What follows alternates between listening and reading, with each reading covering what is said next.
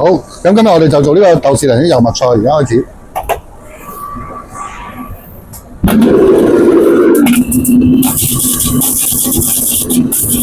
好，首先我哋燒熱隻鑊先，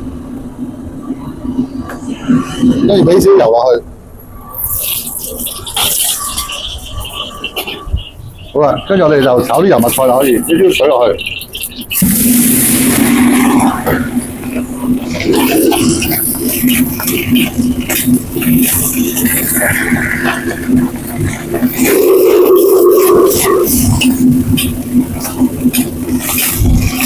好啦，跟住我哋俾一匙羹鹽，一匙羹糖。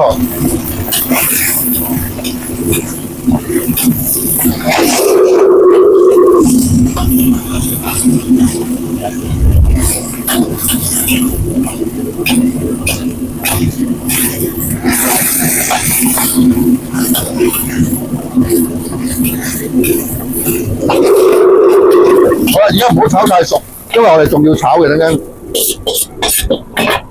好啦，跟住掘個窿，疏一疏啲水先。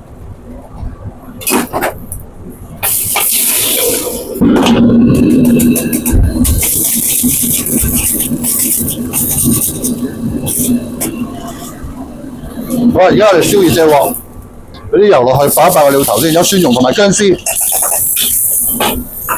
跟住落埋啲豆豉鯪魚。豆豉鯪魚咧要照翻個菜嘅比例，如果落得多一陣咧會鹹嘅。咁而家一個例牌咧，大概3分1罐豆豉鯪魚呢度切碎咗嘅。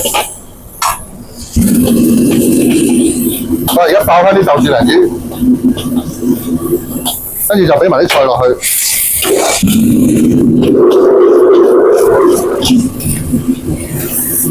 好啦，跟住我哋俾少少鹽、少少糖、少少味粉，最緊要俾蠔油。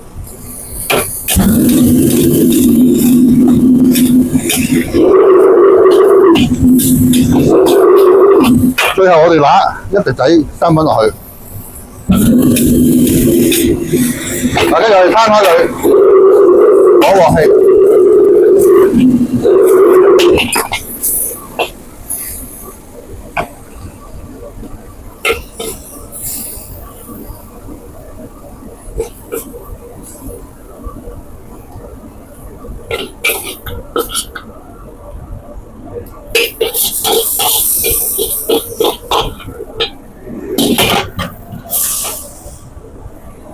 好啦，豆豉鯪魚油麥菜就做好啦。咁我哋咧炒菜嘅時候咧，就淨係落鹽同埋糖得噶啦。